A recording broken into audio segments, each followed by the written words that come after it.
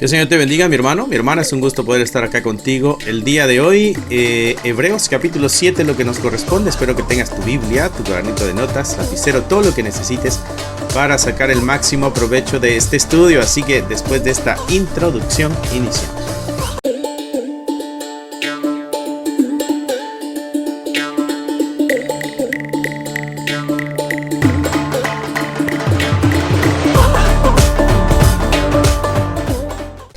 Bienvenidos, hermanos, ya con la Biblia preparada, con nuestras notas, con nuestros lapiceros, marcadores, lo que necesitemos. Iniciaremos nuestro estudio, capítulo 7 del libro de Hebreos. Hemos venido leyendo este bonito libro que nos ha venido mostrando cómo el Señor está por encima de todo aquello que era muy sagrado y muy importante en la vida religiosa del pueblo de Dios, dándole así la posición suprema a nuestro Señor Jesucristo, mostrándonos de que es la única forma, el único camino, lo único que realmente necesitamos para poder acercarnos al Padre. Nadie viene al Padre, dijo él, si no es a través de mí. Así que Él es el camino, Él es la verdad y Él es la vida. Y en ese mismo sentido, el libro de Hebreos se encarga de demostrar cómo Jesucristo está por encima de todo, por encima de la ley, por encima del templo, por encima de Moisés, por encima de Abraham, encima del sistema de sacerdotes, que es parte de lo que estaremos tocando el día de hoy, por encima de los ángeles, ¿no? Por encima de los profetas, ya lo hemos visto en los primeros capítulos. Así que el Señor está por encima de todo, ¿no? Así que espero que ya tengas tu Biblia abierta. Dice la palabra del Señor así: porque este Melquisedec, y nosotros ya habíamos tocado este tema de Melquisedec en los capítulos anteriores, pero el día de hoy haremos una pequeña revisión, así que para que tengamos todos el contexto y estemos en la misma página, Génesis capítulo 14, versículo 17 al 20, dice así: cuando volvía de la derrota de Kedorlaomer, recuerdas que Abraham fue a la guerra, tenían a Lot ya prisionero, dice, y de los reyes que con él estaban, salió el rey de Sodoma a recibirlo al valle de Sabe, que es el valle del rey. Entonces Melquisedec, rey de Salem, y habíamos dicho que este Salem es Jerusalén, ¿ok?, y sacerdote del Dios Altísimo. Este Melquisedec es rey y es sacerdote del Dios Altísimo. La orden de sacerdotes provenientes de Aarón, que es de la tribu de Leví, esto sucede en el 1400 antes de Jesucristo aproximadamente. Es donde Dios le da las órdenes a Moisés para el templo, cómo va a organizarse la gente que va a estar sirviendo en el templo y todo eso, ¿no? Y bueno, entonces Dios decide que una de las tribus va a ser la responsable del servicio en el templo, que es la tribu de Leví. Y entonces esta tribu de Leví no iba a recibir herencia en las conquistas. Recuerda que van a entrar a Canaán, porque la herencia de ellos es Jehová. El pueblo lo que tenía que hacer era llevar los diezmos, las ofrendas, para que de eso subsistiera la tribu de Leví. Entre la tribu de Leví había uno, hermano de Moisés, que se llamaba Aarón. De este Aarón es de que Dios dijo: de él y todos los que vienen de él van a salir los sacerdotes, ¿no? Y va a haber uno que será el sumo sacerdote siempre. Cuando este muera, van a poner a otro, ¿no? Entonces, cuando inicia todo eso, el primero es Aarón, es el sumo sacerdote.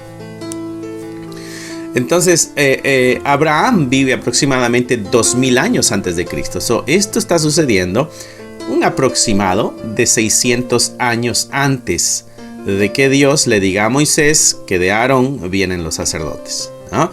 Entonces aquí el escritor nos está diciendo que Melquisedec era rey, pero también era un sacerdote del Dios Altísimo. La función del sacerdote, mis hermanos, era representar al pueblo ante Dios. La función del profeta era representar a Dios ante el pueblo. Dios hablaba al profeta, el profeta le hablaba al pueblo. La función del sacerdote era el otro camino. El pueblo necesita acercarse a Dios y el sacerdote era el que era el intermediario, digamos, ¿no? Entonces, había esas dos dinámicas, esos dos ministerios que Cristo los vino a cumplir. Cristo es el profeta por excelencia y Cristo también es el sumo sacerdote y también Cristo es el rey. Tres ministerios que vino a cumplir nuestro Señor Jesucristo, ¿no? Entonces, aquí hablando de Melquisedec, nos damos cuenta de que ya se le toma como sacerdote del Dios Altísimo. Algo que él hace es de que saca pan y vino. Esto empuja hacia nuestra celebración de la Santa Cena, ¿no? La comida que se dio ahí, lo que Cristo haría después.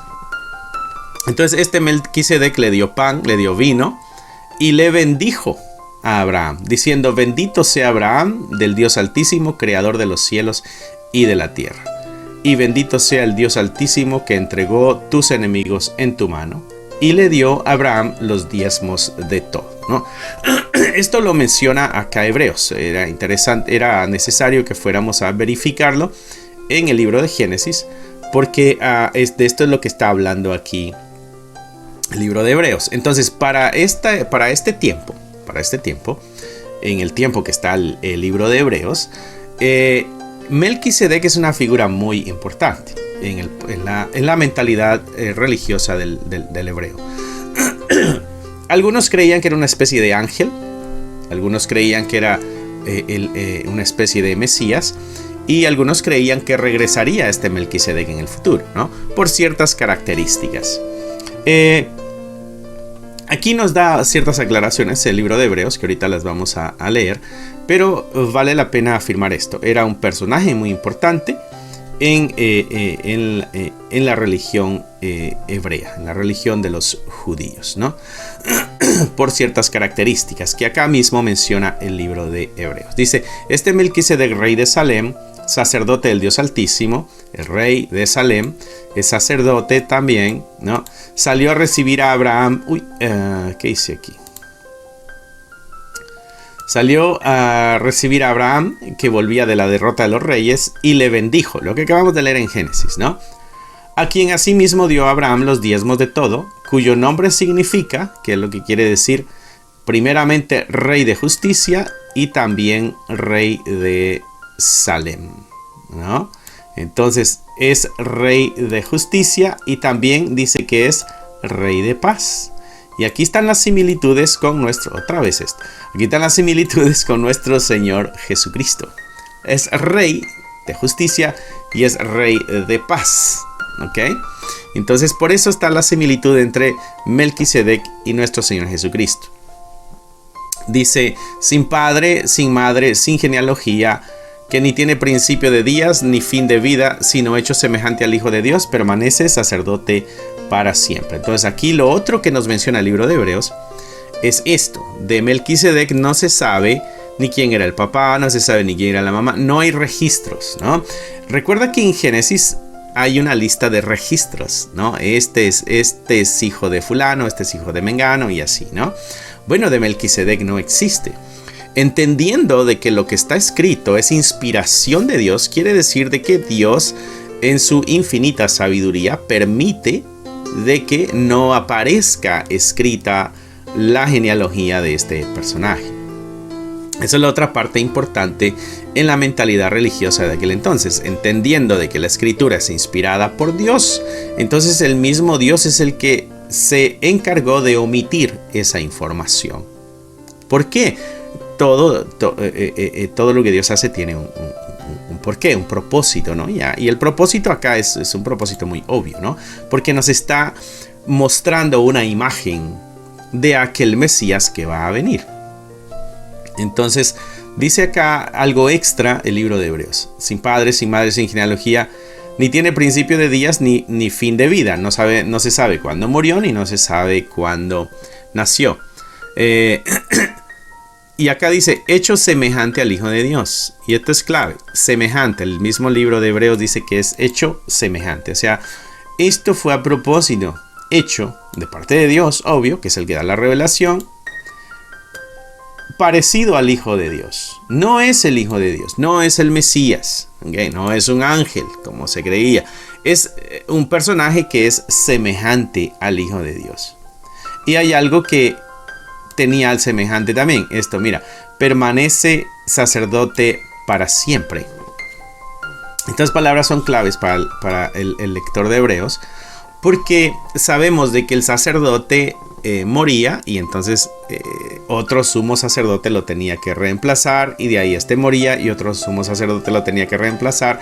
Sin embargo, aquí se nos da una afirmación: este es para siempre. Cuando tú vas a... ¿Dónde estamos aquí? Al Salmo 110, versículo 4, el escritor de Salmos ya tiene también esto en mente, que es lo mismo que está usando el escritor de Hebreos. Juró Jehová y no se arrepentirá: tú eres sacerdote para siempre, según el orden de Melquisedec. Hay un orden de sacerdocio que tiene una característica, y la característica es de que es para siempre. El sacerdocio de Aarón no era para siempre, porque la persona muere y va a tener que ser reemplazada por otra persona. Sin embargo, este orden de Melquisedec es diferente. Este es para siempre. El escritor de Salmos ha notado algo y se ha dado cuenta de que no hay ni principio ni fin de días de este personaje. Es sacerdote cuando todavía no habían sacerdotes, y entonces en sus escritos pone esto: sacerdote para siempre según el orden de Melquisedec, tomando en cuenta que todo esto es inspiración divina, o sea que Dios se encargó de que eso estuviera escrito. Entonces ahí el escritor de Hebreos nos da esa introducción, nos está hablando de un personaje, Melquisedec, el rey, es sacerdote y es muy parecido a Jesucristo, y fue hecho parecido a propósito porque nos está empujando hacia alguien. Entonces de ahí viene el escritor de Hebreos y dice: ok, ya que tenemos esta información, piensa en esto, considera, detente, reflexiona, analiza esta información. Dice: ¿cuán grande era este? Piensa qué tan grande es este Melquisedec. Era, ¿no? Dice: Abraham el patriarca le dio los diezmos del botín. O sea que este Melquisedec era mayor que Abraham. Recuerda que Abraham es una figura muy importante para los hebreos. Entonces ahora el escritor le está diciendo: mira este detalle. Este Melquisedec era superior a Abraham, porque Abraham vino y le dio los diezmos a él. ¿Ok? Ciertamente los que de entre los hijos de Leví reciben el sacerdocio tienen mandamiento de tomar del pueblo los diezmos según la ley. Recuerda lo que mencionábamos al principio de la tribu de Leví, donde vienen los sacerdotes. Bueno, ellos eran los que recibían el diezmo del pueblo y con eso debían subsistir. Entonces acá dice esto: tienen mandamiento de tomar del pueblo los diezmos según la ley, su mandamiento, es decir, de sus hermanos. ¿Por qué? Porque son de las mismas tribus, ¿no? Aunque estos también hayan salido de los lomos de Abraham, aunque hayan sido de la misma línea que vienen, ellos tenían que entregar los diezmos. ¿Por qué? Porque la idea es una especie de tributo que se daba, y era una especie, una idea de el que lo recibiera superior, ¿no? O los otros estaban en sumisión a esto, ¿no? Esta es la idea, porque el diezmo es un tributo, ¿no? Dice: pero aquel cuya genealogía no es contada de entre ellos, o sea que Melquisedec no viene de las 12 tribus, ¿ok? Melquisedec no viene de las 12 tribus. ¿Por qué? Porque Abraham tuvo como hijo a Isaac, Isaac tuvo como hijo a Jacob, y de Jacob salieron las 12 tribus. Bueno, Melquisedec no está metida en esas tribus, y Melquisedec está ajeno a esa genealogía. Dice: aquel cuya genealogía no es contada entre ellos, no pertenece a ellos, tomó de Abraham los diezmos. ¿Ok? Esos son, por eso él decía al escritor acá: considera esto. ¿Quién es este personaje? Superior a Abraham y superior incluso a la misma tribu de Leví. Dice acá, dice: y bendijo al que, dice, de entre ellos, aquel cuya genealogía no es contada de entre ellos, tomó de Abraham los diezmos y bendijo al que tenía las promesas. Entonces viene esta otra cosa también. Este Melquisedec bendijo al que tenía las promesas, que es Abraham. ¿Ok? Sin discusión alguna. Esto no se presta a discusión, dice el escritor. Esto está clarísimo para todos. ¿Qué es lo que está clarísimo? Clarísimo. El menor es bendecido por el mayor. Entonces está diciendo aquí el escritor de Hebreos que Melquisedec es superior a Abraham. ¿De qué forma es superior a Abraham? Bueno, Abraham le rindió a él los diezmos, esa es una. Y la otra es de que el que bendijo fue Melquisedec. Y dice que el inferior es el que recibe la bendición del superior. Entonces ahora nos da estas confirmaciones o afirmaciones de que Melquisedec está por encima de Abraham. ¿Ok? Dice, y he aquí ciertamente reciben los diezmos hombres mortales, pero ahí uno de quien se da testimonio de que vive. ¿Por qué? Porque se había dicho que era para siempre, ¿no? Dice, y por decirlo así, y por agregar un poco más, dice el escritor de Hebreos, para ponerle un poco más para que veas esto, en Abraham pagó el diezmo también Leví, que recibe los diezmos. ¿Ok? Entonces, si la idea era el que recibía los diezmos es superior, bueno, este que es superior, que es la tribu de Leví, a manera de pueblo, que es descendiente de Abraham, bueno, también cuenta en el pago de Abraham para Melquisedec de los diezmos, cuenta como que Leví hubiera entregado también los diezmos. Quiere decir que este Melquisedec, o este sistema sacerdotal, o este orden de sacerdotes, de acuerdo a Melquisedec, es superior a la misma tribu de Leví. Eso es lo que el escritor de Hebreos nos está tratando de ayudar a entender. Hay algo por encima, hay alguien, mejor dicho, perdón, por encima de lo que entendemos como superior, ¿no? Dice, y por decirlo así, en Abraham pagó el diezmo también Leví, que reciben los diezmos, porque aún estaba en los lomos de su padre, o sea, ni siquiera habían nacido, o sea, estaban todavía en su descendencia, digamos, cuando Melquisedec le salió al encuentro. O sea, que fue como un representante el mismo Abraham de la misma tribu de Leví. Si pues la perfección fuera por el sacerdocio levítico, entonces si estos sacerdotes de Leví es lo perfecto, si este sistema es lo perfecto, ¿por qué este sistema prácticamente dio el tributo a Melquisedec y recibió la bendición de Melquisedec a través de Abraham? Si estos son superiores, aquel es superior todavía a ellos, ¿no? Dice, porque bajo él recibió el pueblo la ley, ¿no? Si esto fuera lo perfecto, y hablando de que, oye, la ley la recibimos nosotros, ¿no? Sí, pero si fueran perfectos, ¿qué necesidad habría aún de que se levantase otro sacerdote según el orden de Melquisedec y que no fuese llamado según el orden de Aarón? Si el sacerdocio levítico era lo perfecto, ¿para qué era necesario otro tipo de sacerdocio de una línea totalmente diferente a la tribu de Leví? ¿Cuál sería el sentido? Si algo está funcionando, tú no lo arreglas. Si algo está caminando bien, tú no lo arreglas, ¿no? ¿Por qué? ¿Por qué está funcionando bien? Tú no le cambias las llantas a tu carro, las llantas nuevas no se las cambias porque están funcionando bien. Tú no le vas a cambiar el motor a tu carro porque si está funcionando bien, ¿para qué lo vas a hacer? Eso es lo que está presentando el escritor de Hebreos. Entonces quiere decir de que era necesario que se quitara el orden de sacerdocio de Aarón en la tribu de Leví. ¿Por qué? Porque no era perfecto. Y había que poner otro que sí era perfecto. Y este otro era según el orden de Melquisedec, o a la manera de Melquisedec, para que podamos entenderlo mejor. ¿Ok? Dice, porque cambiado el sacerdocio, aquí viene otra característica, cambiado el sacerdocio, necesario es que haya también cambio de ley.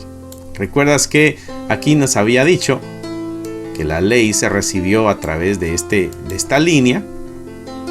Bueno, si hay un cambio de esa línea de sacerdotes, será necesario también hacer un cambio de ley. Aquí el asunto se pone ya un poco más crítico para el hebreo que estaba arraigado a sus principios religiosos y que ahora se topa con unas realidades transformadoras. Ahora su mente tiene un montón de cuestionamientos y preguntas. Va a tener que hacer a un lado mucho de lo que cree y va a tener que depositar su confianza no en lo que siempre lo ha depositado. Ahora va a tener que hacer algunos ajustes, algunos arreglos. Ese es el choque, mi hermano, que tú y yo tenemos cuando empezamos nuestro camino con el Señor. Nos sacude nuestro mundo y nos pone de cabeza el orden de la vida. Eso le pasó también a los discípulos. Ellos buscaban un lugar de prominencia y se acercaron unos y le dijeron: Jesús, cuando vengas en tu reino, ponme a mí a la derecha y a mi hermano a la izquierda, ¿no? Incluso hasta la mamá le dijeron: hey, aboga por nosotros, ve y háblale bonito, háblale suave, como una mamá preocupada por sus hijos. Diles que nos ponga a nosotros en esa posición importante, ¿no? Y Jesús dice: bueno, los gobernantes de este mundo se enseñorean del pueblo, pero entre ustedes no es así. El que quiera ser más grande, sirva a los demás y hágase el más pequeño. Entonces, el orden de Dios está a la inversa del orden humano. Las cosas, de acuerdo a cómo Dios funcionan, están inversas a cómo el ser humano piensa que deben funcionar. Pues es necesario acercarnos a su palabra y a su verdad para descubrir cuál es el camino que debe seguir nuestra vida. Entonces acá el escritor dice: bueno, hubo un cambio de sacerdocio porque era imperfecto y también eso conlleva un cambio de ley. Y aquel de quien se dice esto es de otra tribu, de la cual nadie sirvió al altar. Nadie fue sacerdote de la línea de Melquisedec en el templo, nada más de Aarón. Se está diciendo esto de alguien que no estuvo involucrado en eso. Porque manifiesto es que nuestro Señor vino de la tribu de Judá, y aquí ya viene y nos ayuda a hacer la unión. ¿Ok? ¿Por qué? Porque también a la misma vez que habla de Melquisedec está hablando de Jesucristo. Y dice: manifiesto es que nuestro Señor vino de la tribu de Judá. Y la tribu de Judá no era los que se encargarían del servicio en el templo. Dice: y aquel de quien se dice esto, o sea, hablando de nuestro Señor Jesucristo, es de otra tribu. Esta tribu no sirvió al altar, porque es claro que Jesucristo es de la tribu de Judá, de la cual nada habló Moisés tocante al sacerdocio. Moisés nunca habló de que, bueno, de la tribu de Judá será necesario también que en el futuro aparezca un sacerdote, ¿no? Dice él: no. Había un orden, que era el orden de Aarón, pero imperfecto, por eso era necesario hacer un cambio. Y esto es aún más manifiesto, o sea, y esto todavía nos trae una luz más grande. Si a semejanza de Melquisedec se levanta un sacerdote distinto, y aquí viene otra vez: si a semejanza de Melquisedec. ¿Y cuáles eran las semejanzas? Era rey, era sacerdote del Dios Altísimo, sin inicio de días, sin final de días, sin genealogía, ¿no? Superior al mismo Abraham, ¿no? Superior a los levitas, superior a Aarón y a todos los sacerdotes, superior a todo. Entonces,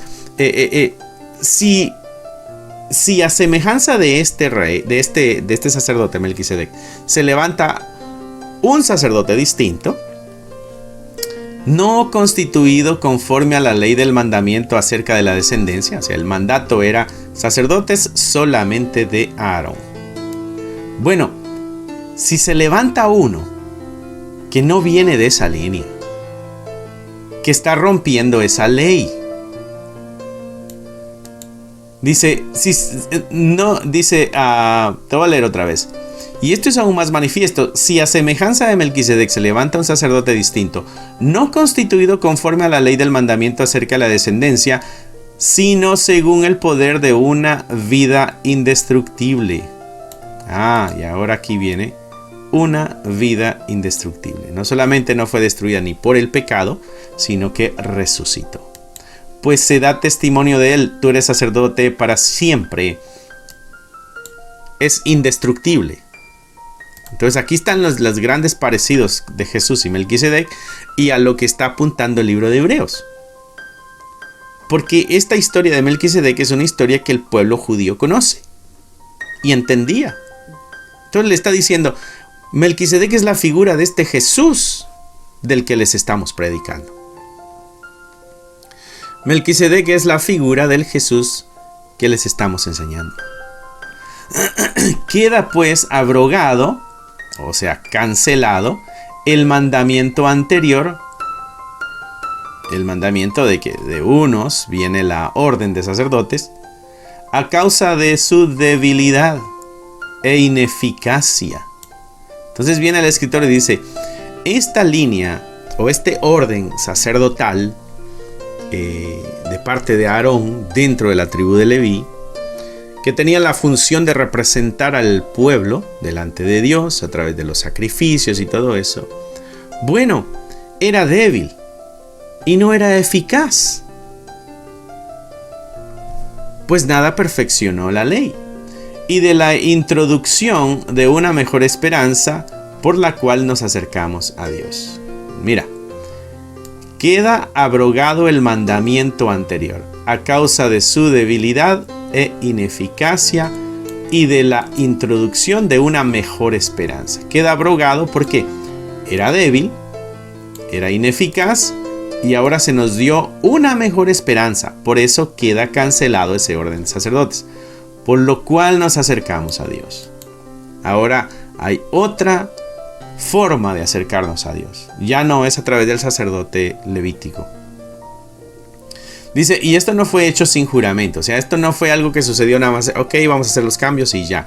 No, dice el escritor, aquí también hay algo que confirma. Hay un juramento detrás de esto.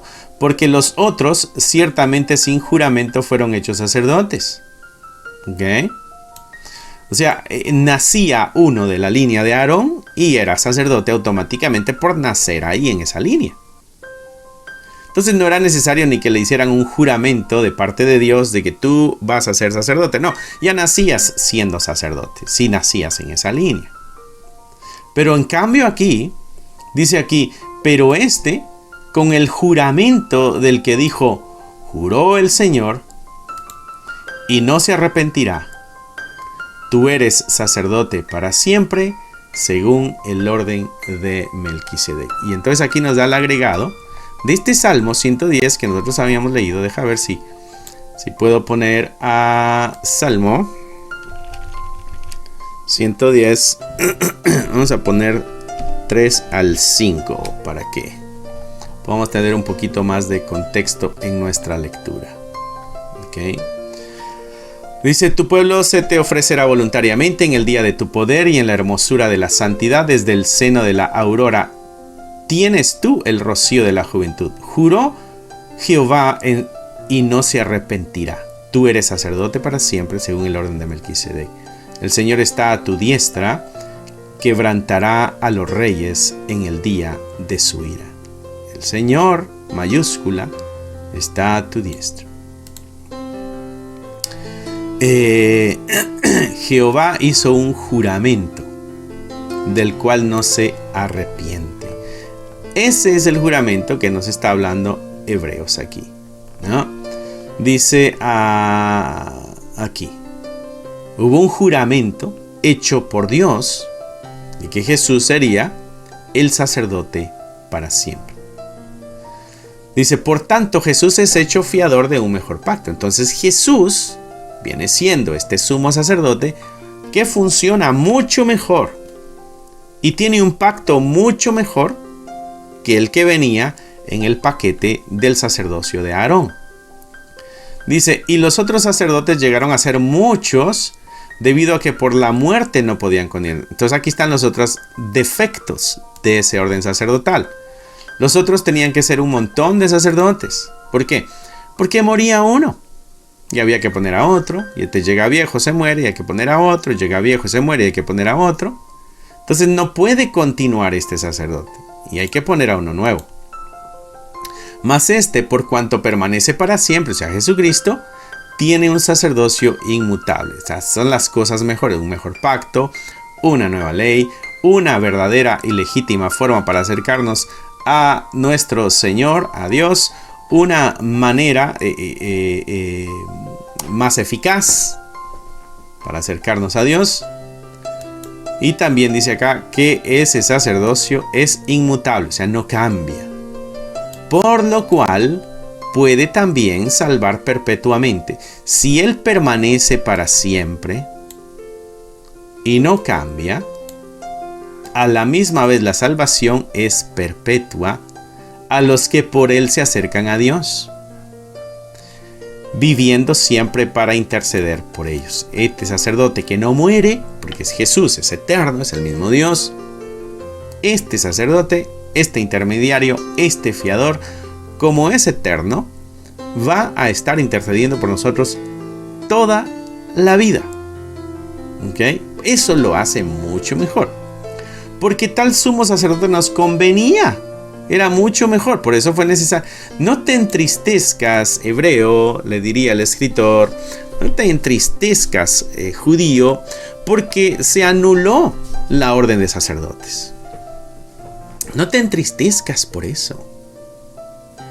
Porque nos convenía que eso fuera quitado. Era débil y era imperfecto. Así que nos convenía que eso fuera quitado. Y se nos diera otro sacerdote que fuera santo. ¿Ok? Esa característica no estaba en los otros, porque los otros eran humanos pecadores. Inocente, ¿no? Los otros no tenían inocencia. Sin mancha. Jesucristo nunca pecó. Apartado de los pecadores. No andaba con pecadores. Hecho más sublime que los cielos. Fue elevado todavía a lo más alto. Que no tiene necesidad cada día, como aquellos sumos sacerdotes, de ofrecer primero sacrificios por sus propios pecados y luego por los del pueblo. Jesucristo no tiene la necesidad de presentar sacrificios para que Dios perdone sus pecados. ¿Por qué? Porque Él es santo, es inocente, es sin mancha, está apartado de los pecadores y es más sublime que los cielos. Él no necesita arrepentirse de pecado porque Él no tiene ningún pecado. En cambio, el sumo sacerdote sí. Otra imperfección. Dice, porque no tiene necesidad cada día, como aquellos sumos sacerdotes, de ofrecer primero sacrificios por sus propios pecados y luego por los del pueblo, porque esto lo hizo una vez para siempre, ofreciéndose a sí mismo. Él mismo es el sacrificio también. Y aquí nos va introduciendo el escritor de Hebreos a los temas que tocaremos en los siguientes capítulos. Jesús también es el mismo sacrificio. Aquí es el sumo sacerdote por encima de la línea sacerdotal, por encima aún de Melquisedec, que estaba por encima de Abraham, ¿no? Hay una especie de escalera, pero hasta la cima se encuentra nuestro Señor Jesucristo. Dice, porque la ley constituye sumos sacerdotes a débiles hombres, la ley. Pero la palabra del juramento, pero el juramento de tú serás sacerdote para siempre, que es posterior a la ley, que se dio antes de que la misma ley apareciera, al Hijo hecho perfecto para siempre. Entonces aquí nos da otra característica. El juramento de Dios dado de que sería sacerdote para siempre es un juramento de parte de Dios. Y si es de parte de Dios, es un juramento que se respeta y que se cumple, ¿no? Entonces, eso se hizo antes de que se diera la ley de que de Aarón vendrían muchos sacerdotes. Entonces, este está todavía por encima, aunque haya habido una ley después. Este está por encima, porque había un juramento antes de eso. En cambio, los otros no tenían un juramento, ¿no? Esas son las diferencias que presenta el libro de Hebreos en cuanto a estas líneas sacerdotales, mostrándonos que Jesucristo está por encima de cualquier línea sacerdotal. Y eso nos debe llenar a nosotros de mucha alegría y seguridad de que estamos en el camino correcto por su infinita gracia y misericordia. Así que tremendo este capítulo 7 de Hebreos. Dale otra leidita, dale otra miradita al video, dale un like, compártelo, preséntaselo a tus amigos, a mí, qué sé yo. gente que tú creas que necesite escuchar estas verdades. Así que cierra ahí tus ojos, mi hermano. Espero que el Señor haya hablado a tu vida y nos despediremos con una oración. Amantísimo Padre, te damos gracias por el día de hoy. Gracias por la tremenda oportunidad que nos das de acercarnos a esta verdad. Es accesible a nosotros. Tenemos la capacidad, tenemos el poder y tenemos la libertad, Señor, de poder acercarnos a esta palabra. Así que gracias te damos. Porque eres santo, eres misericordioso. Gracias porque eres fiel, porque eres digno, porque eres justo. Gracias porque eres nuestro Señor y nuestro Dios. Guárdanos. Y guarda a todos aquellos que nos están viendo a través de estas pantallas. Padre, te lo pedimos en el precioso nombre de tu Hijo amado, nuestro Señor Jesucristo. Amén, amén y amén. Así que Dios te bendiga, que Dios te guarde, mi hermano. Espero que el Señor te llene y te colme de muchas bendiciones. Que los anhelos que tiene tu corazón para este año el Señor los haga realidad. Y que continuemos aquí estudiando la palabra del Señor juntos. Te dejo con unos anuncios, así que Dios te bendiga, que Dios te guarde y nos vemos pronto. Bye. Si te gustaría obtener alguno de estos devocionales, libros de estudio o libros para colorear, encontrarás un enlace en la descripción del video que te llevará a la página de Amazon para adquirirlos. Si aún no te has inscrito en el canal, te animo a que lo hagas para no perderte ninguno de los videos que estamos subiendo. Gracias por esperar hasta aquí. Que nuestro Señor te bendiga y nos vemos pronto.